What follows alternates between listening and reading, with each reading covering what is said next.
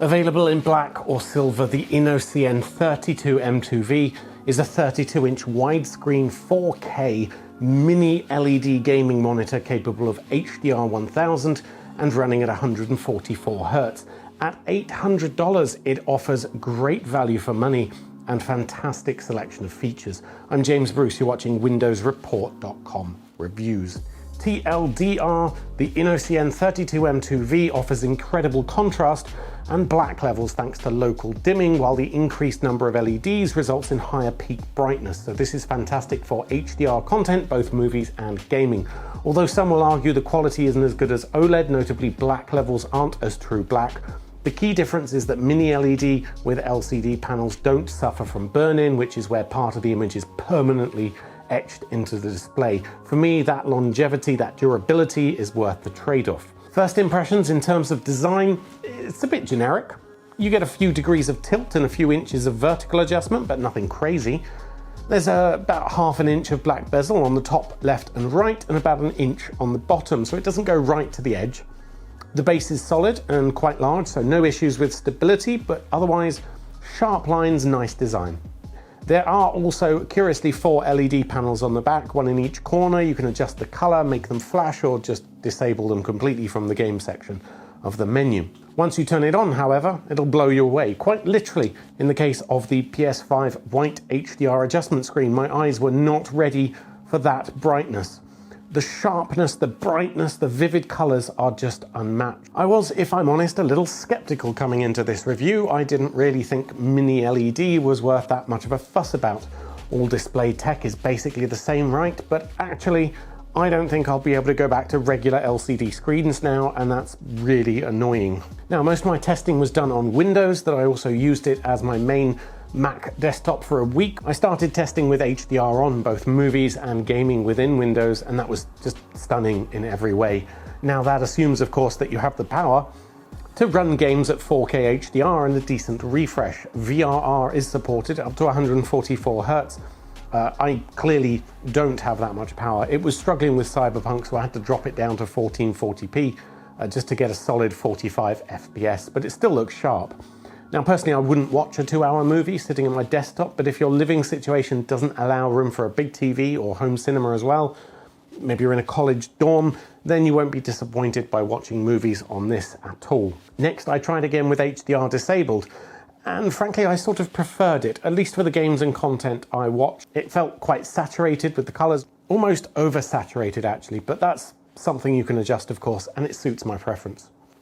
I ran it through a standard battery of Eizo tests, and while most of those were as expected, when I was looking at the 256 level grey gradients, there were clear inaccuracies or variations in the line. It didn't seem like a smooth descent through the greys, at least not to my eyes.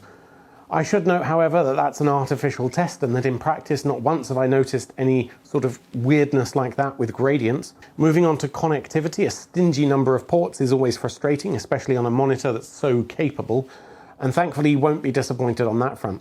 The 32M2V features USB-C with 90 watts of power delivery, so a single cable to connect most laptops and even portable gaming systems like the Steam Deck. There's a single DisplayPort 1.4 for 144 Hz full 4K gaming. There's 2 full bandwidth HDMI 2.1 ports. And in the box you get a USB-C to C, USB to A cable and DisplayPort cable. And of course the power adapter stand and base. At 32 inches, the 4K resolution produces a great pixel density of 140 dpi for incredibly sharp details. I guess if you really went looking and have great eyesight, you could pick out individual pixels, but you'd have to be mere inches away. So for most purposes, it's retina quality, I would say. There's no pixelation. It's a Goldilocks size for desktop use and gaming use. I've had comically bigger screens and ultra wide screens, and while they have their place, this size does enable you to have the entire screen within your field of view at all times, no matter how close you sit, which is not true with anything bigger or wider. So a bit of background. LED, mini LED, LCD, what does it all mean? Well, first, LED and LCD isn't actually all that different. In fact, it's more appropriately called LED backlit LCD versus CCFL or cold cathode fluorescent panel backlit LCD. LED and LCD monitors use basically the same LCD as the front layer, the bit that makes the details, although nowadays it's called IPS, which is just another type of LCD. The difference is in the lighting technology. While old school LCD panels used a fluorescent lighting panel combined with a mask, LED monitors use a matrix of LEDs to make the light. This means they have something called local dimming, so you can separately control the brightness on different parts of the image. Now, mini LED is the evolution of LED backlighting, and as the name suggests, it uses a smaller matrix of LEDs, giving better brightness and finer control of the contrast. Specifically, the FALD tech here has 1,152 lighting zones, so that works out as about 7,000 pixels per zone. Local dimming does have to be enabled first through the menu system. It's not on by default, you'll just be getting a flat light. Now, in some scenes, local dimming is known to create a blooming or halo type effect, which is more noticeable if you look from the side. If you have a large zone of bright colors, it looks stunning. It really makes them pop out compared to darker areas of the image where the light is then disabled. But if you have small points of light, it can lead to that brightness sort of spreading to the surrounding pixels. OLED screens don't suffer from this because each pixel provides its own lighting, so that's the ultimate brightness control. That said, I ran through some local dimming stress test videos at night, and for the most part with, say, a line or a single sort of largish area on the screen, I couldn't see what the fuss was about. It was only during a cloud of stars, tiny white dots moving around everywhere, that I actually noticed, oh, that's it, clear as day. It's like a grey cloud. But even then, would it bother me? Not really. Let's talk colors. I don't have a colorimeter measuring device gizmo, so I can't give you scientific results, but I can tell you the data they quote, and with each purchase, they include lab test results in the box. So the 32M2V uses an A+ rated IPS panel offering 99% of DCI-P3, 100% sRGB, and 90% of Adobe RGB. So anecdotally, the color reproduction is really good. I have tested so many gaming monitors over the years, and it seems cliche to say this, but this is the best yet by any measure. In terms of other gaming features, the 32M2V supports ultra-fast pixel refresh mode, which can result in a little ghosting, but not noticeable for me, unless you really go looking for it. It also supports variable rate refresh, as well as G-Sync and AMD FreeSync, once you enable adaptive sync from the settings menu. I assume Windows will be your primary platform, but I also tried with the Steam Deck and can confirm it works seamlessly.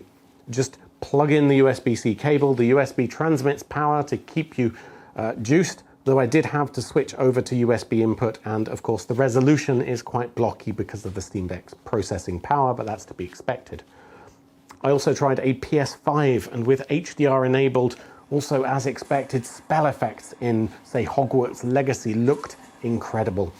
It was only 4K HDR 60 Hz, however, not VRR or 120 Hz supported. That's not uncommon for PC monitors. I've not tested one yet that does actually support higher refresh with a PS5, but worth noting in case you are hoping this would be your primary display for your PlayStation. You do need to use the DisplayPort and a PC to get those higher refresh rates. At $800, the INNOCN 32M2V offers outstanding value for money, with features and performance you would normally need to pay well over $1,000 for, and often upwards of $2,000. At a similar price point, the Samsung Odyssey Neo G7 features a strongly 1000R curved VA panel. It's also 32 inches 4K up to 165 Hz, but by all accounts the quality is lower with bad color reproduction and plenty of user reports of screen problems, so best steer clear of that. For a lot of people, the curved screen is actually a turn-off, less suitable for daily work, but if you did want that curve and could up the budget a little, the best bet is probably the Dell Alienware AW3223QF, which retails for around $1,000. That's also a curved 4K OLED, though it offers up to 240 Hz refresh and is very highly rated. But in the sub-$1,000 price bracket, mini LED, I don't think you can beat the quality and value of the INNOCN 32M2V. Are there any downsides? The menu system is annoying to navigate with these 4 physical buttons rather than a joystick, and the auto input switching mode didn't seem to work for me. I would have expected it to switch whenever an input was activated, but it didn't, so I had to manually switch over, which was a little bit tedious. What I will say is that any issues you read about online of why to avoid Mini LED and only buy OLED seems to be way overblown, especially when the alternative is the much worse possibility of a permanent screen burn-in with OLED. In my mind, Mini LED is a fantastic compromise, and certainly my display of choice from now on. The 32M2V is an excellent Mini LED 4K HDR 144Hz option. That's it from me. I hope this review helped you to make an informed decision about the INNOCN 32M2V. You've been watching Windows Report Reviews. Until next time.